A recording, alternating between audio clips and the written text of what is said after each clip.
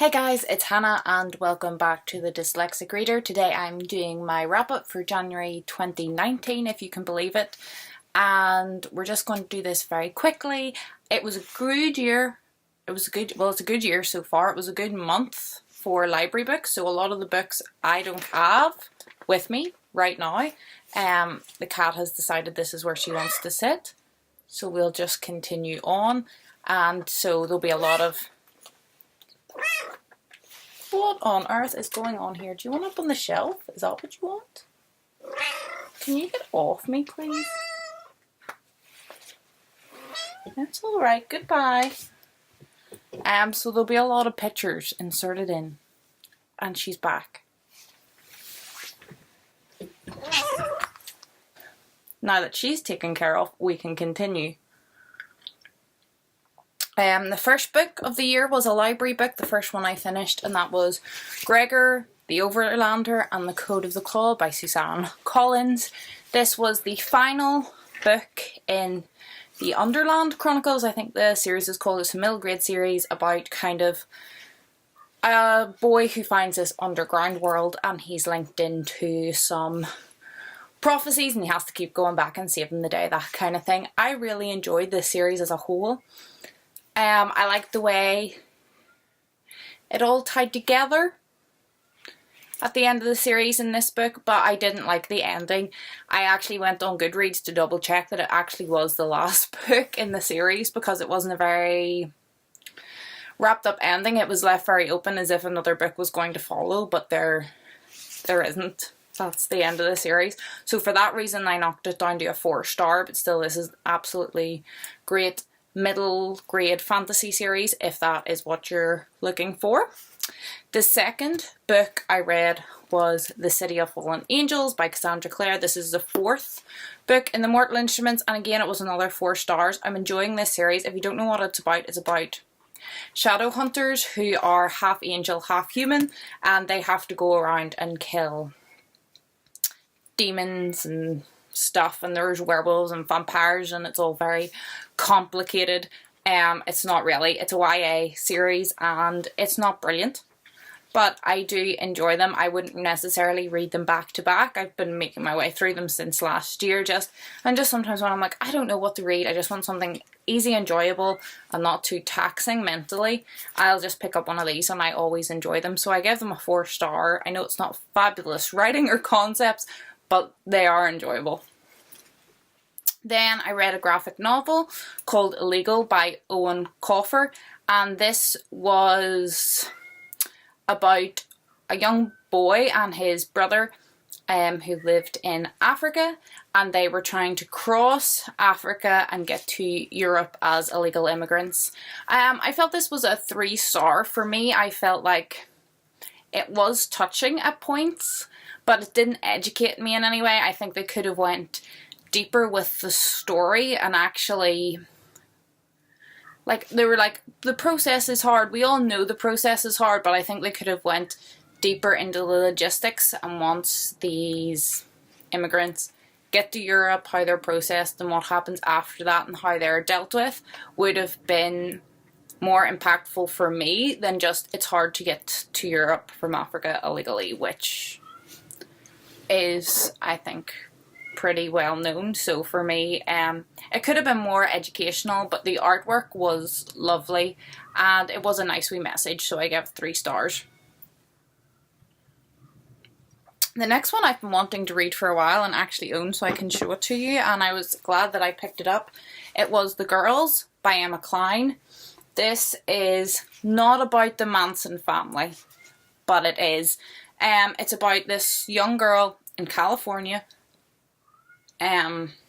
Would it be late 60s, and she falls in with this family / cult that lives on a ranch in California, has a leader who convinces them to do very bad things in the name of the family. Like, it's the Manson family basically, but they go very much into, this is not the Manson family, don't sue us. But it is basically a fictional retelling of that and about a girl who gets involved in it, and I thought it was very interesting, kind of like the psychology behind like how because that's what interests me. I can see why a power-hungry person would start a cult, but I can't see how these people, and they're not necessarily broken people with horrible backgrounds, get sucked in. So I felt like that was very interesting, and there was a good wee twist and all at the end. I was waiting for things to happen, and they didn't happen. Other things happened, and then it threw me off and stuff. So I did thoroughly enjoy this. I thought the writing was nice as well, and I felt it was it's very similar to the Manson family, but at the same time, it was written like respectfully of victims and stuff as well, so I gave it a 4-star. The next one was another middle grade novel. It was See You in the Cosmos by Jackie Chang. I'm reading it off my list. And this was a 3 stars for me. This was just a very okay, nothing fantastic, didn't blow me away, but thoroughly enjoyable middle grade book. It was about a young boy who is recording basically like a podcast of a diary of his life on an iPod, and he likes to build rockets, and he's going to a rocket convention, and he wants to launch his iPod into space so aliens can find it and learn about like what a real true Earth life is all about. But he meets people along the way, and there's family drama, and he gets caught up, and it was nice. I'm not sure there was any great learning from it. There was representation of parents with mental health issues and how that can affect children, so I thought that bit of good of it.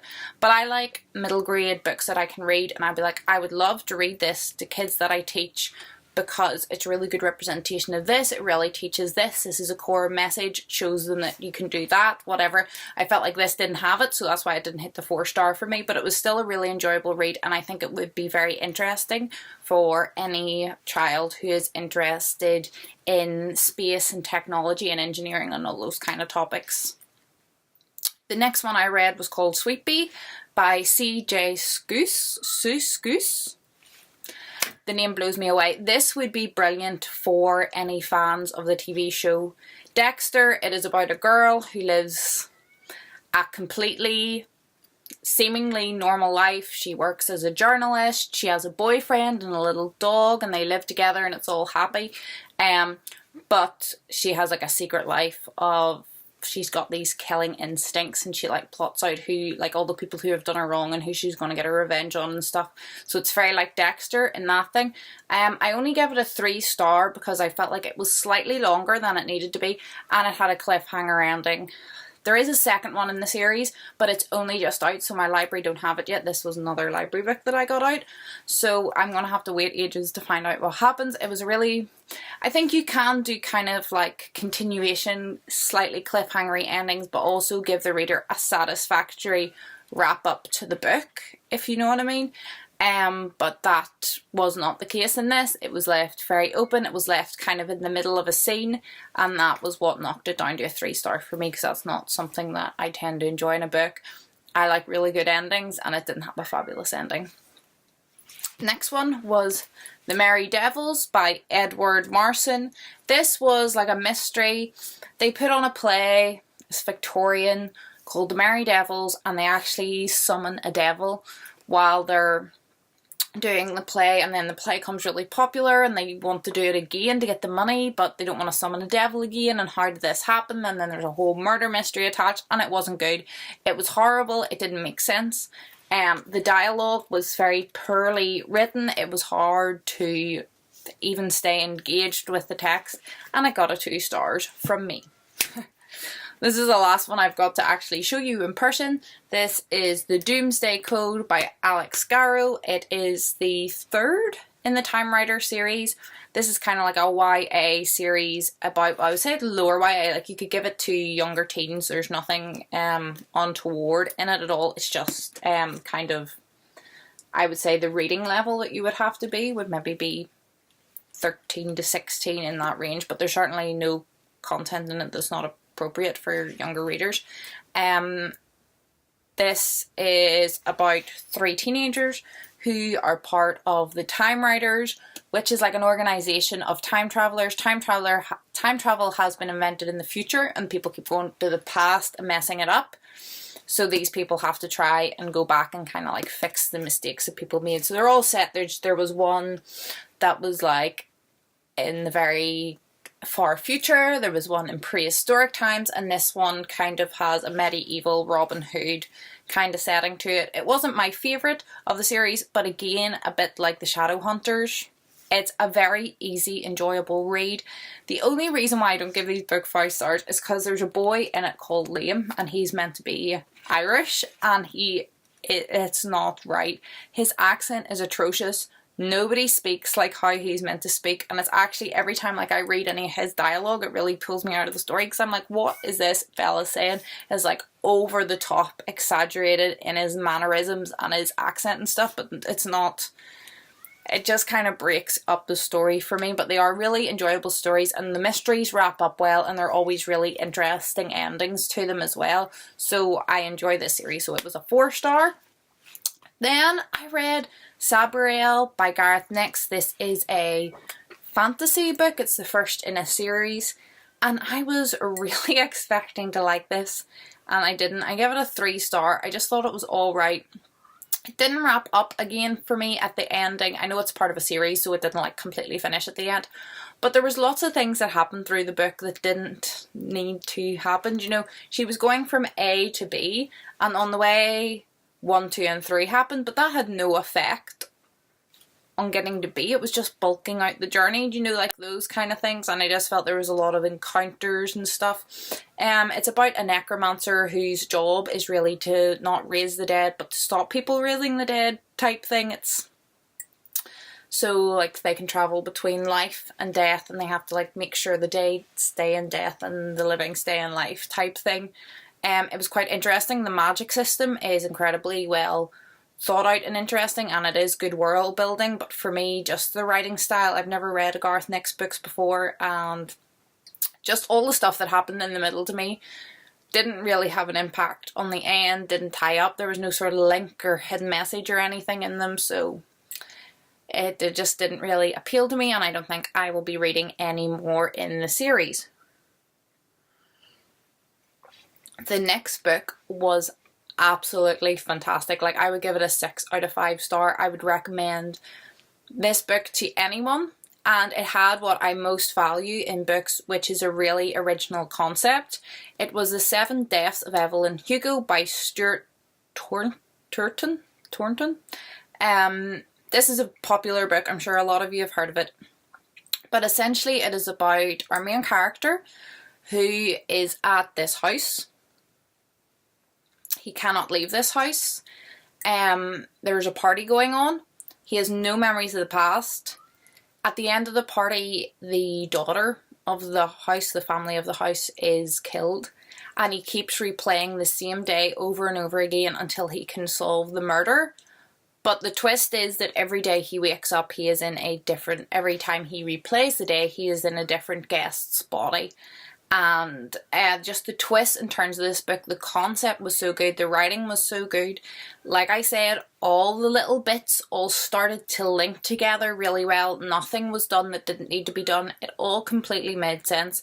It kept us guessing, but at the same time all headed very nicely to the same conclusion. And it was just fantastic. It would be, if you're at all interested in mysteries, thrillers, or kind of unique stories, this is one that I would definitely recommend. It was fabulous. The next one was another... We've only 2 more to go, guys. The second to last was another graphic novel. It was called Killing and Dying, and it was by Adrian Tomine. And this was 6 stories all about killing or dying in the loosest sense of the term. So it could be about like art or actual people or plants or passions, loss of a hobby, you know, losing confidence, like really very loosely, like the end of things. And it was 6 different kind of short stories, and they were all done in a different art style, which I appreciated. But the stories for me, there was like one of them was okay and the other 5 didn't make sense. I didn't enjoy them. I wasn't invested in the characters. I didn't really care. I didn't really like the characters. It just didn't click with me, and you find that sometimes. I find it especially with short story collections. I normally find like one I like, one I don't like, one that's okay, but this one, it was just meh at best the whole way throughout, so I only gave it a 2-star, and that was mainly just because I did appreciate that each story had a different art style to it. And the last one was Rooms by Lauren Oliver. This is about a house. The fella who lives in the house has just died, and his family come back to the house, you know, for the wake and the burial and to organise all his things. And the house is haunted essentially by 2 ghosts. And we kind of, they remember like his kids from when they were wee, and then they get to see them now that they've come back, that they're grown up, and like they remember, but it's mostly about the ghost stories and how the ghosts ended up there. And it just comes to a really nice ending. There are sad parts to it. It's not a very happy necessarily book, but it is quite touching. And if you like a book that is more centered on character developments than plots, this would be a good one. I gave it a 3 stars. I just thought it was good. I thought the ending was good, but there was just nothing for me in it that was spectacular to warrant a 4. But it was a good book, and I would recommend it to people who are more of a plot person. If you like character driven books, this is definitely one that I would recommend. So I read, I don't know how many books that is, 12. 1 5-star, which was The 7 Deaths of Evelyn Hugo, which was a 6, a 10-star. It was brilliant. 4 4-stars, 5 3-stars, and 2 2-stars. So quite good overall. I read graphic novels, mysteries, thrillers, kids book, YA, some fantasy, some contemporary, some historical. So it was all kind of a good mix, and overall I read over 4,000 pages I believe this month, so it was a really good month for me. All in all, it was a good month for another reason as well. I got engaged this month, so yeah, it's just good times all around. I hope February is as good. Obviously February is a shorter month, so it's a bit more touch and go in regarding getting as many books done, but it's definitely been a good start to the reading year. I hope you have all been having a good reading year. Let me know down below in the comments what you're reading. Is it good? Did you have a good reading January? Are you looking forward to a good reading February? And based on this, if you've any recommendations for something similar to The 7 Deaths of Evelyn Hugo, I would definitely be interested in hearing those as well. So that would be helpful if you guys could help me find more books like that. I hope you're all happy, I hope you're all healthy, and hopefully I'll see you in my next video. Goodbye!